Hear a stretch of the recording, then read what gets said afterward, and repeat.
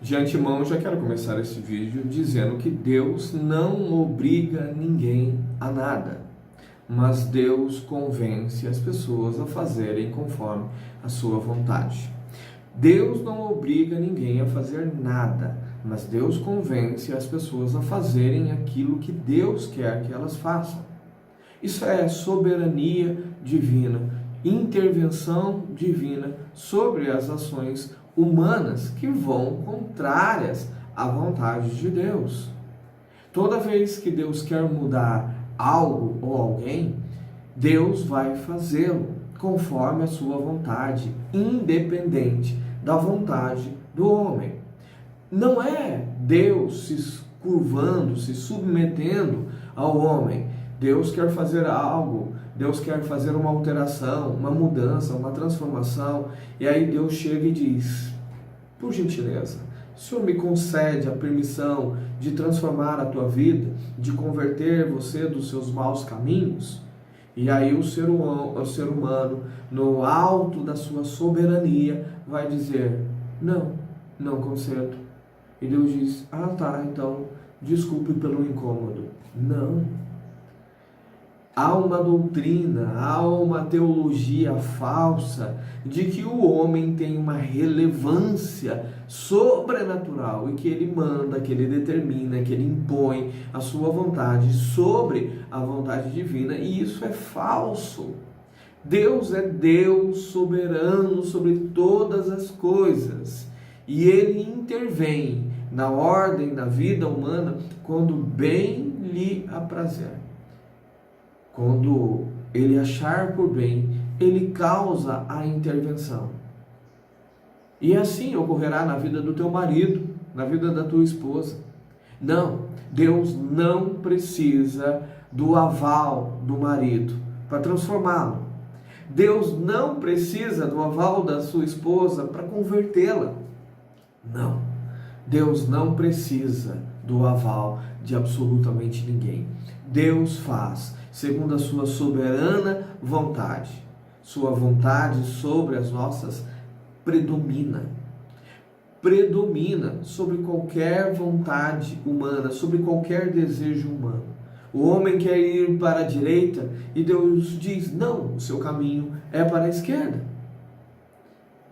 Então o homem precisa mudar o caminho, mudar a direção, porque é Deus quem determina. Quando você olha para o curso da humanidade, Deus sempre estava guiando o ser humano nas direções em que eles deveriam seguir. Quando você olha para a história de Israel, frente ali à opressão dos egípcios, Deus guia toda a história, todo o curso da história, segundo a sua vontade, e não pede permissão. Posso fazer isso? Posso fazer aquilo? Não, simplesmente Deus faz. Quando Moisés chega diante de Faraó: deixa o povo de Deus ir em paz. Faraó diz: não. Então Deus diz: não, aí Moisés, foi mal, eu até tentei, mas ele diz que não, então eu não posso fazer nada. É isso que acontece na história. Quando Moisés conversa com Faraó e Faraó dá uma negativa, Deus diz: foi mal, Moisés. Fazer o que, né? Vontade dele prevalece. Então eu não posso fazer nada. Foi isso que aconteceu. Houveram 10 pragas até que Faraó não tivesse uma outra opção a não ser deixar o povo ir. E mesmo quando Faraó deixa o povo ir, a Bíblia diz que Deus usa Faraó para ir atrás do povo.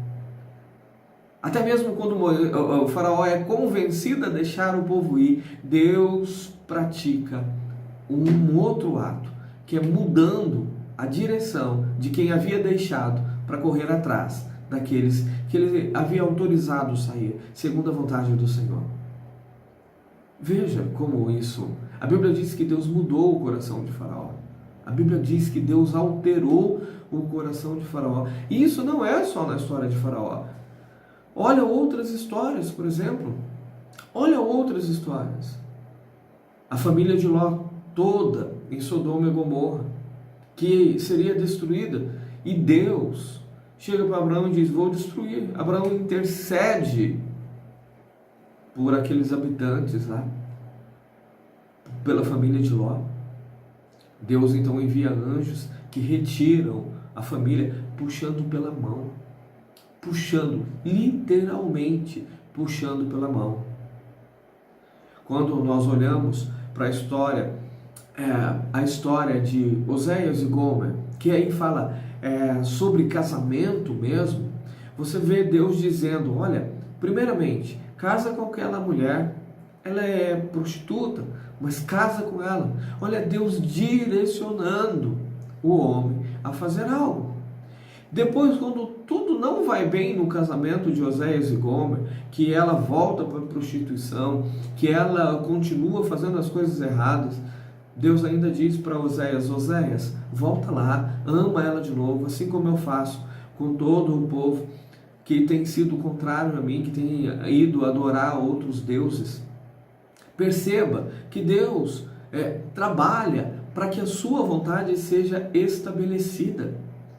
Você pode ver isso também na história de Jonas. Jonas decide: não quero ir pregar para os ninivitas, eu quero fazer outra coisa. Vou para Tarsis. Ele compra passagem, pega um navio, está indo para lá, e Deus move toda uma circunstância contrária à decisão dele, para fazer com que ele então decida por estar em Nínive. E mesmo a contragosto, ele faz o que tinha que fazer. Tão simples, tão simples. E aí, na passagem de Atos, capítulo 9, verso 5, você vai ver Deus mudando a vontade de Paulo e dizendo uma frase muito importante que serve para os nossos dias, que serve para o esposo, para a esposa que hoje está vivendo lá os seus desejos pecaminosos longe da vontade do Senhor.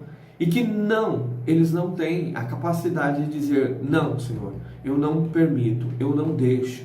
Não, eles não têm. A Bíblia diz que Deus diz para Paulo, né? Quem é, Senhor? O Senhor responde: eu sou Jesus a quem você persegue. E duro é para ti recalcitrar contra os aguilhões. Duro será para você não ceder. Duro será para você resistir. Não tem conversa com Deus. Não tem conversa com Deus.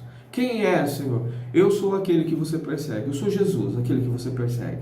E olha só, vai ser complicado para você se você não se submeter à minha vontade.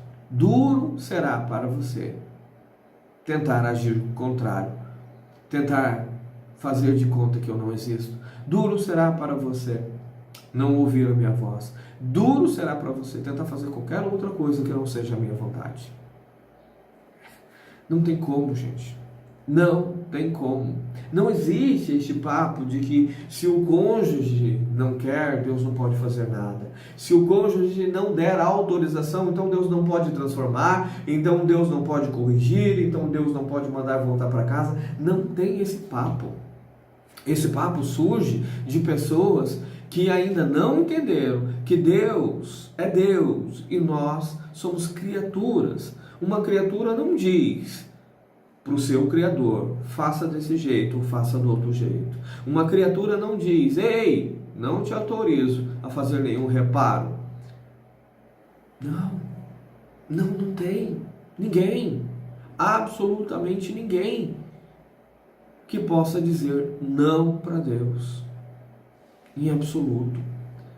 Saia deste mundinho que te enclausuraram, que te prenderam, que lobotomizaram sua mente, dizendo que o homem pode sim dizer não para Deus. Toda a história, toda a escritura, toda a palavra de Deus diz o contrário desta afirmação. Nós não somos autores, nós somos passivos. Nós recebemos de Deus aquilo que Deus quer para as nossas vidas. E nós temos que obedecer.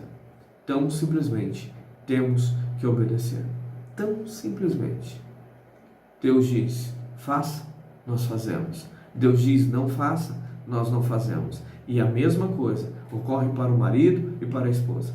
Neste momento, Deus está permitindo a situação, mas a hora que Deus intervir na vida dele, ele terá que fazer a vontade de Deus. Assim como Deus permitiu que Paulo perseguisse por um certo tempo os cristãos, Deus está permitindo que essa situação de separação, de marido e esposa vivendo o adultério, de maridos e esposas vivendo o abandono, esteja acontecendo. Deus está permitindo. Mas assim como na vida do apóstolo Paulo, vai chegar um momento em que Deus vai intervir e mudar todo o cenário. E essa mudança não depende da autorização do seu marido, da autorização da sua esposa. Não depende deles. Depende do Senhor. Única e exclusivamente do Senhor. Deus vai chegar e vai mudar toda a história. Jonas queria ir para determinado lugar. Comprou passagem, entrou no barco e por ali esteve, até que o Senhor entrou com a intervenção na vida dele. E tudo mudou. Assim também é a vida do teu marido, a vida da tua esposa. Só estão vivendo do jeito que estão vivendo porque, por enquanto, Deus está permitindo. E claro que está permitindo por um propósito maior. Claro que Deus está permitindo toda essa situação para corrigir algumas coisas, para aperfeiçoar algumas coisas. Mas vai chegar um momento em que Deus vai intervir na vida de maridos e esposas que estão no adultério ou que estão sozinhos aí vivendo a bagaceira, não importa. Deus vai intervir. E quando Deus intervir, seu marido, sua esposa, não terá condições de dizer, não, Senhor, eu não quero, obrigado. Não. Essa não é uma possibilidade. Deus abençoe a tua vida, fique na paz e até o nosso próximo encontro.